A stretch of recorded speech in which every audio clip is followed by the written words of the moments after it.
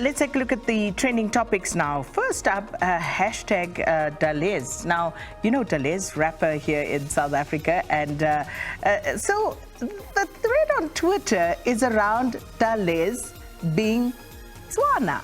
And most people, myself included, were not aware that Dalez is actually Tswana because most people just assumed he was colored.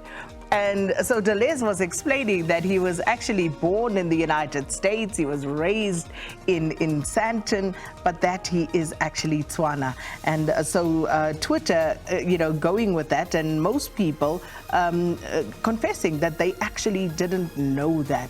And I was just asking around in studio, and Zonke found out last week, but most of us didn't know that. So this is what the Dalez trend is in the main about. All right, moving on from that one is the next one, Westbury. A very, very sad state of affairs in terms of what is happening in Westbury, which is literally a stone's throw away from the SABC's Auckland Park studios. And unfortunately, this particular area has been ravaged by all sorts of social ills for a very long time. But of late, there's been an escalation in the shooting and the turf wars that's been going on here.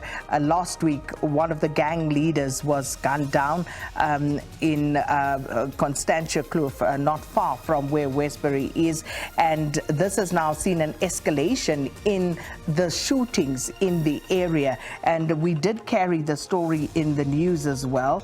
It would seem as though at the moment there were about 13 people who had been shot and 2 killed in the past few days. So a really worrying situation. And of course, there's also greater concern that this could spill into other areas as well. So the story is that Westbury is on tenterhooks. It is very tense. And as one of the people in the news also said, people literally are sitting there waiting, not knowing what to do, when to move, and they literally have to assess the situation before they can even venture out. So very sad state of affairs, and many are asking, where are the police? Where is the government to enforce law and order here?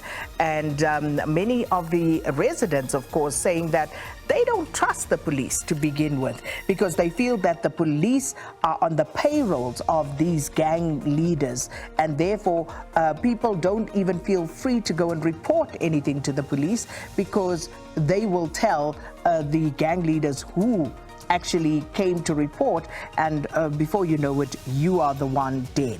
So this is what the community is saying. They are angry, they are tense, they are scared, and unfortunately have to live and bring up children in this environment. So that's Westbury, and of course we continue to keep an eye on what's happening there. The next trend this morning is hashtag Sikonati Mantshantsha, and Sikonati Mantshantsha, Eskom spokesperson, well, yesterday was his last day.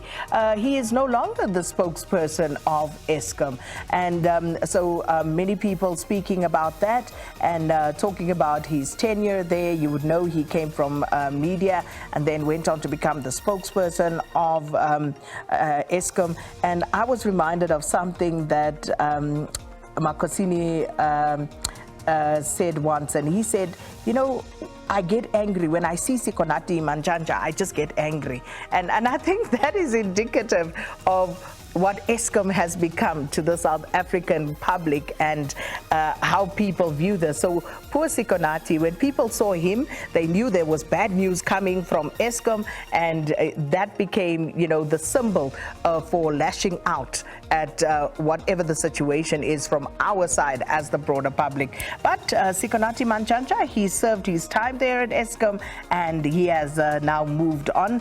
I think it was a 3-year fixed-term contract that he was on, so that has come to an end, and Sikonati is no longer the spokesperson of Eskom. And of course, others have gone on to kind of do an assessment of his time at Eskom as the spokesperson.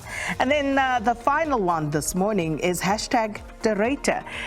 Again, Derrida has been trending for all sorts of reasons, and of late you've got the Musi Maimane and he, of course, laid charges at a police station in Cape Town yesterday, basically seeking more answers with regard to what was said by de Ruyter and wanting him to be explicit in naming those that he makes allegations about.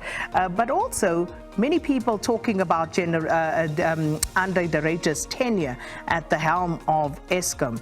And there was Bronwyn Nielsen, for example, who came out and said that Andre de Ruyter is not a hero. Andre de Ruyter failed dismally as the CEO of Eskom. And but the truth is that many people had raised, questions around Andre de Ruyter's appointment at the time when he was appointed, saying that perhaps he's not the right person, perhaps doesn't bring the requisite skill set to the table, and it's just been a horrible time at the helm of the power utility for Andre de Ruyter. And now, as he exits, talks about things that have been going on there nefariously, and so people are saying, well, he needs to do more. At this stage, as he leaves the stage, he needs to come out and name people and be explicit. But also that affidavit that he deposed, that also part of the reason why Andre de Ruyter is trending. So those are your trending topics this morning, and of course we'll look at them again tomorrow. And don't forget to engage us on our question of the day with regard to your interaction with us at Morning Live SABC.